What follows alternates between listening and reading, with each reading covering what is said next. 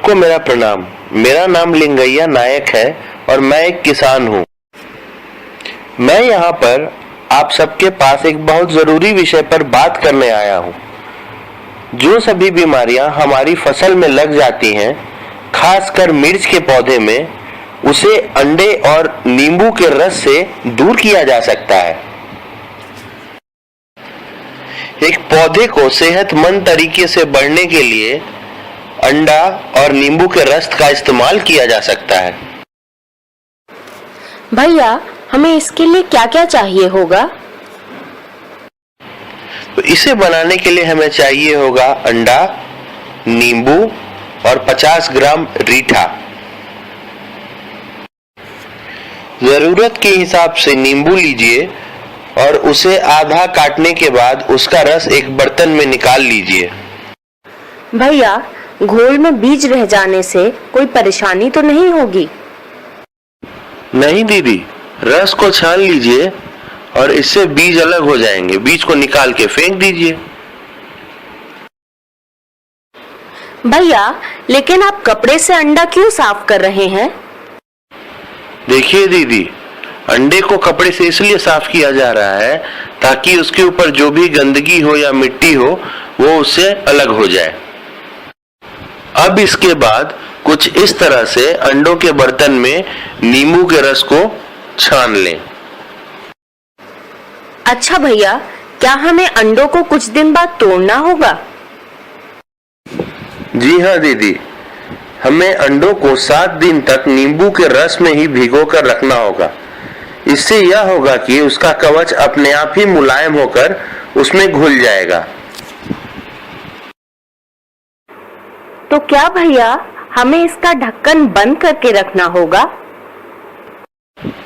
नहीं दीदी, हम इसको खोल कर भी बंद कर सकते हैं। भैया, इस मिश्रण को हम किस किस फसल के लिए इस्तेमाल कर सकते हैं? दीदी, हम इसको सभी तरह की फसल में इस्तेमाल कर सकते हैं, जैसे कि मिर्च, लत्तेदार सब्जियां और धान में भी।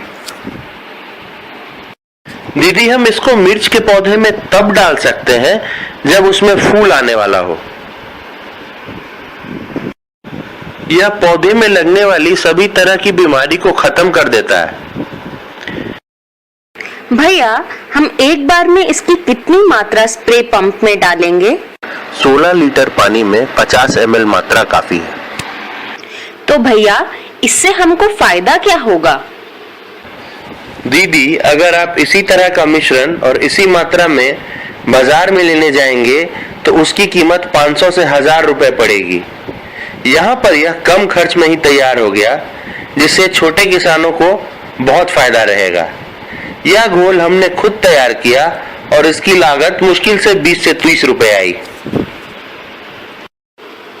भैया, इसको लेकर हमें क्या सावधानियां बरतनी पड़ेंगी? हाँ दीदी, इस घोल को किसी ठंडी, सूखी और साफ जगह पर ही रखें।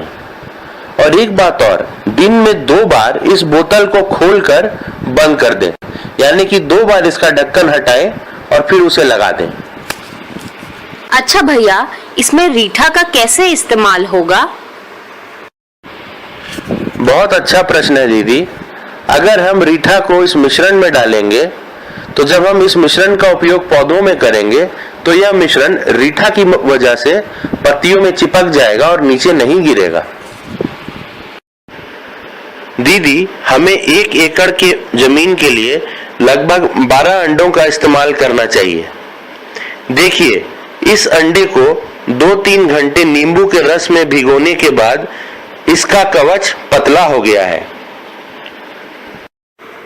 भैया, हम कितने समय तक इस घोल का इस्तेमाल कर सकते हैं? दीदी, हम इस घोल को बनाने के बाद इसका इस्तेमाल केवल 30 दिन तक ही कर सकते हैं। उसके बाद ये खराब हो जाता है। भैया, आपका बहुत बहुत धन्यवाद कि आपने इतनी बहुमूल्य जानकारी हमें इस अंडा नींबू घोल के बारे में दी। आप सभी दीदियों का भी बहुत बहुत धन्यवाद यहाँ आने के लिए और अपना समय निकालने के लिए। आप सबसे यही निवेदन है कि सभी समूह की महिलाओं को और छोटे किसानों को प्राकृतिक विधि से खेती करने के लिए प्रेरित करें, क्योंकि इससे बहुत सारे फायदे हैं और यह फसल को नुकसान भी नहीं पहुंचाता है। 8 दिन के बाद अंडे पूरी तरह से नींबू के रस में घुल गए और घोल कुछ इस तरह दिखाई दिया।